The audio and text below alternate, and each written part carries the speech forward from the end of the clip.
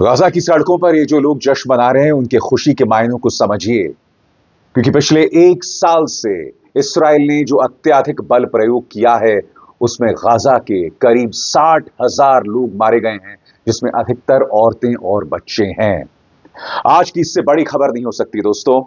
Israel और Hamas में शांति समझौते की घोषणा हो चुकी है और इसमें अमेरिका ने एक बड़े मध्यस्थ की भूमिका निभाई। इस बात का ऐलान किसी और ने नहीं, अमेरिका के राष्ट्रपति जो बाइडेन ने किया।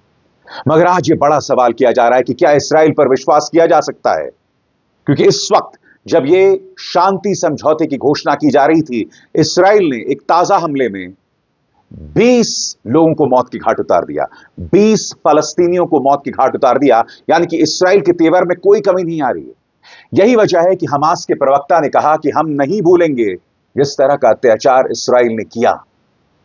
दोस्तों, आज गजा की सड़कों पर जश्न का माहौल था।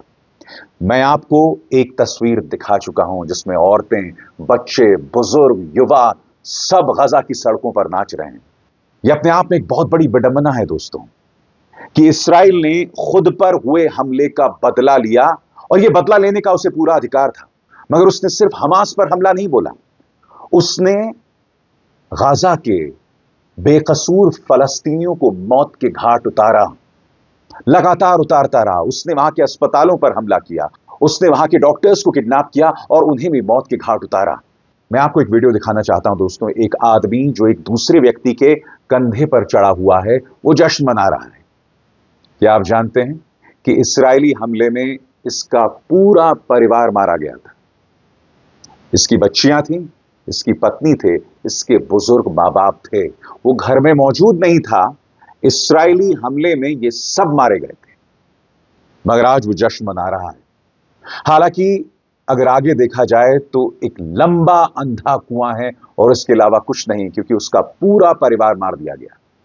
इस वीडियो को देखिए और मायने समझिए इस लम्हे के कि आम फलस्तीनी के लिए इसके क्या मायने हैं।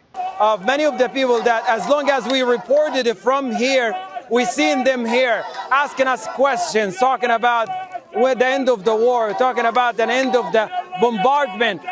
This particular man been lifted up by the people here, Happiness, one of the displaced people who we have many encounter with, lost his part of his family, lost his home, and been staying in the hospital sheltering for the past months.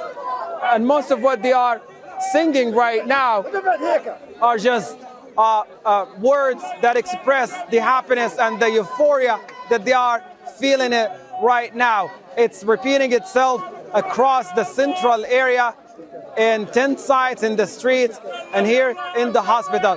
But what's really interesting now, दोस्तों याद कीजिए, इसी मंच पर मैंने आपको बतलाया था कि इसराइल और हमास के बीच में जो समझौता होने वाला है उसके क्या मायने हैं, उसकी क्या शर्तें हैं। कुछ देर बाद मैं आपको बतलाऊंगा कि ये जो शांति समझौते की घोषणा हुई है उसके 3 अहम चरण हैं, और वो 3 चरण क्या है मैं बहुत ही सरल शब्दों में आपको बतलाऊंगा। मगर सबसे पहले दोस्तों सुनिए हमास के प्रवक्ता क्या कह रहे हैं। हमास का कहना है कि इसराइल पर विश्वास नहीं किया जा सकता। सुनिए उन्होंने क्या कहा। Here we are today, proving that the occupation did not and will not ever defeat our people or break its resistance. They were only able to completely destroy the Gaza Strip and wage genocide against our people. They were not able to release their captives, only until they reached an agreement with our resistance to be able to stop and put an end to their hostilities. That's why we say that the steadfastness and bravery of our people was able to defeat the enemy and their objectives, the announced ones and the unofficial ones. The willingness of our people who aspired for freedom is still there, and that did not change. They are here and remain proud. As we announced that we have reached an agreement to put an end to this war today, we would like to express our gratitude to all those who supported us and showed solidarity with our people. एक बार फिर हिंदी में दोहरा दूं उन्होंने क्या कहा। Hamas के मुख्य वार्ताकार खलील अल हैया ने कहा, समूह युद्ध के दौरान गजा में हुई पीड़ा के लिए इस्राएल को माफ नहीं करेगा। सभी पीड़ितों की ओर से खून की हर बूंद के लिए और दर्द के हर आंसू के लिए हम कहते हैं कि नहीं भूलेंगे। उन्होंने कहा, इस्राएल क्षेत्र में अपने सैन्य अभियान के लक्ष्यों को हासिल करने में विफल रहा है। हालांकि मैं आपको बतला दूं दोस्तों, पिछले 24 घंटों में इस्राएल ने 20 फलस्तीनियों को मौत के घाट उतार दिया। यानी कि एक तरफ इस शांति समझौते की घोषणा हो रही है और दूसरी तरफ यह सब हो रहा है। अमेरिका के आउटगोइंग राष्ट्रपति जो बाइडेन ने शायद अपने कार्यकाल की सबसे महत्वपूर्ण घोषणा की। उनके साथ कमाला हैरिस भी थी। सुनिए जो बाइडेन ने क्या कहा। बकौल जो बाइडेन, ये युद्ध का परमानेंट खात्मा है, परमानेंट एंड है, यानी कि ये स्थायी अंत है इस युद्ध का। सुनिए वो क्या कह रहे हैं। Change, Israel release hundreds of Palestinian prisoners. And during phase 1, the Palestinians can also return to their neighborhoods in all the areas of Gaza. And the surge of humanitarian assistance into Gaza will begin. And the innocent people can have a greater access to these vital supplies. You know, during the next 6 weeks, Israel will negotiate the necessary arrangements to get phase 2, which is a permanent end of the war. Let me say it again, a permanent end of the war. There are a number of details to negotiate to move from phase 1 to phase 2, but the plan says if negotiations take longer than 6 weeks, the ceasefire will continue as long as the negotiations continue. दोस्तों, आपके लिए भी ये जानना बहुत जरूरी हो जाता है कि ये जो युद्ध विराम की घोषणा हुई है, इसकी शर्तें क्या हैं। सबसे बड़ी बात, ये जो युद्ध विराम हुआ है, ये जो शांति समझौता हुआ है, ये 3 चरणों में लागू होगा। एक एक करके सरल शब्दों में मैं आपको बतला रहा हूं कि ये 3 चरण हैं क्या, आपकी स्क्रीन पर। पहला चरण, अमेरिकी राष्ट्रपति जो बाइडेन ने कहा, इस्राएली सेना गाजा के सभी आबादी वाले क्षेत्रों से बाहर निकल जाएगी, जबकि फलस्तीनी भी गाजा के सभी क्षेत्रों में अपने पड़ोस में लौट सकते हैं। गाजा के 23 लाख लोगों में से लगभग सभी को इस्राएली हमलों और जमीन पर लड़ाई के कारण अपना घर छोड़ना पड़ा था। गाजा में मानवीय सहायता में बढ़ोतरी होगी। प्रत्येक दिन सैकड़ों लॉरियों को अनुमति दी जाएगी। फलस्तीनी अधिकारी ने पहले कहा था कि दूसरे और तीसरे चरण के लिए विस्तृत बातचीत युद्ध विराम के 16वें दिन शुरू होगी। बाइडेन ने कहा, युद्ध विराम जब तक बातचीत जारी रहेगी, जारी रहेगा। और यहीं से शुरू होता है दूसरा चरण। और इसकी सबसे बड़ी बात, जिसकी घोषणा खुद अमेरिकी राष्ट्रपति ने की, कि युद्ध का परमानेंट खात्मा, यानी कि युद्ध जो है वो स्थायी तौर पर खत्म होगा। आपकी स्क्रीन पर दूसरा चरण दरअसल है क्या। अमेरिकी राष्ट्रपति के मुताबिक दूसरा चरण युद्ध का स्थायी अंत होगा। इस्राएली पुरुषों सहित शेष जीवित बंधकों को फलस्तीनी कैदियों के बदले में रिहा किया जाएगा। माना जाता है कि इस्राएल कुल मिलाकर 1000 फलस्तीनी कैदियों को रिहा करने पर सहमत हो गया है, जिनमें से लगभग 190 15 साल या उससे अधिक की सजा काट रहे हैं। एक इस्राएली अधिकारी ने पहले बीबीसी को बताया कि हत्या के दोषी लोगों को कब्जे वाले वेस्ट बैंक से नहीं छोड़ा जाएगा। गाजा से इस्राएली सैनिकों की भी पूर्ण वापसी होगी। मगर बड़ा सवाल यह दोस्तों कि इस्राएल ने न सिर्फ 60,000 फलस्तीनियों को मौत के घाट उतारा है, बल्कि अगर आप पूरे गजा पर निगाह डालें तो हर तरफ बर्बादी दिखाई देती है। इन तस्वीरों को देखिए दोस्तों, आपकी स्क्रीन पर ये वो तस्वीरें हैं जो बर्बादी इस्राएली हमलों से सामने उभर कर आई। हमने ऐसी ढेरों तस्वीरें देखी बर्बादी की। हमने ऐसी ढेरों तस्वीरें देखी जिसमें छोटी छोटी बच्चियां जो हैं वो रो रही हैं। उनके हाथ में रोटी का एक निवाला है और वो रो रही हैं, उनके मुंह से खून बह रहा है। इस तरह की ढेरों तस्वीरें सामने उभर कर आई हैं। सबसे बड़ी चुनौती जो अंतर्राष्ट्रीय समुदाय के सामने आने वाली है वो है पुनर्निर्माण, और यहीं पर मायने रखता है तीसरा चरण। यह तीसरा चरण क्या है, आपकी स्क्रीन पर। तीसरा चरण, तीसरे और अंतिम चरण में गाजा का पुनर्निर्माण शामिल होगा, जिसमें सालों लग सकते हैं, और शेष बंधकों के शवों की भी वापसी इसी चरण में की जाएगी। बड़ा सवाल यह दोस्तों, क्या यह युद्ध विराम स्थायी होगा? क्या इस्राएल और हमास पर विश्वास किया जा सकता है? सबसे बड़ी बात, इस मंच पर मैंने आपको बार बार बतलाया कि किस तरह से बेंजामिन नेतन्याहू को, इस्राएल के प्रधानमंत्री बेंजामिन नेतन्याहू को अपने ही देश के लोगों का विरोध का सामना करना पड़ रहा है। आए दिन सड़कों पर इस्राएली जनता जो है वो उतर आती है।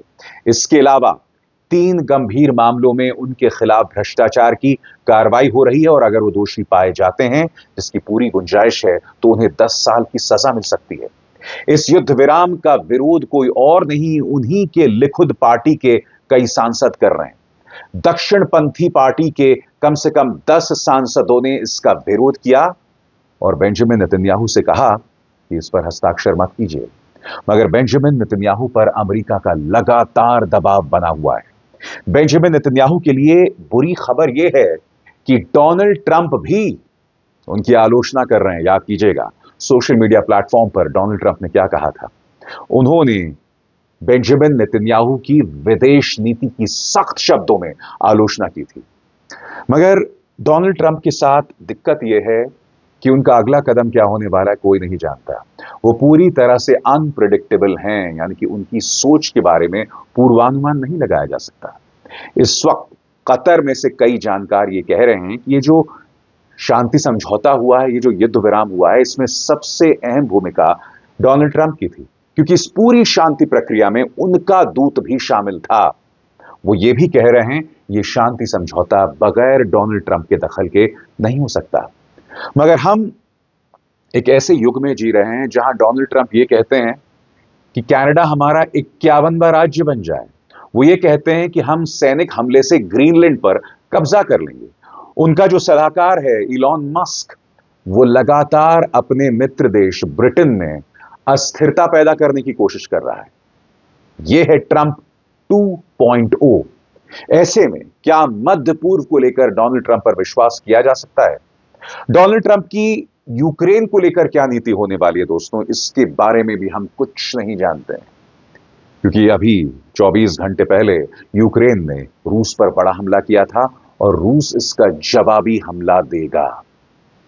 अब देखना यह है कि व्लादिमीर पुतिन, जो कि डोनाल्ड ट्रंप के मित्र थे और 2016 में जो उन्हें जीत मिली थी, उसमें कई लोगों का मानना है कि रूस की एक बहुत बड़ी भूमिका थी, उनका क्या रुख होने वाला है। यानी कि आने वाले दिन अगर हम यूक्रेन और रूस वाले इलाके को देखें और उसी तरह से मध्य पूर्व देखें तो बहुत दिलचस्प होने वाला है। ईरान को लेकर भी ट्रंप एक हार्ड लाइनर माने जाते हैं, यानी कि उनके सख्त तेवर हैं। ईरान और इस्राएल के बीच में भी तनाव हर गुजरते दिन के साथ बढ़ रहा है। मगर कम से कम गाजा में शांति समझौते की घोषणा हुई है, जो वहां पर रह रहे लोगों के लिए एक बहुत बड़ी राहत है। जाते जाते दोस्तों, एक बार फिर ये तस्वीरें मैं आपको छोड़े जा रहा हूं, जिसमें आम लोग सड़कों पर हैं और जश्न मना रहे हैं।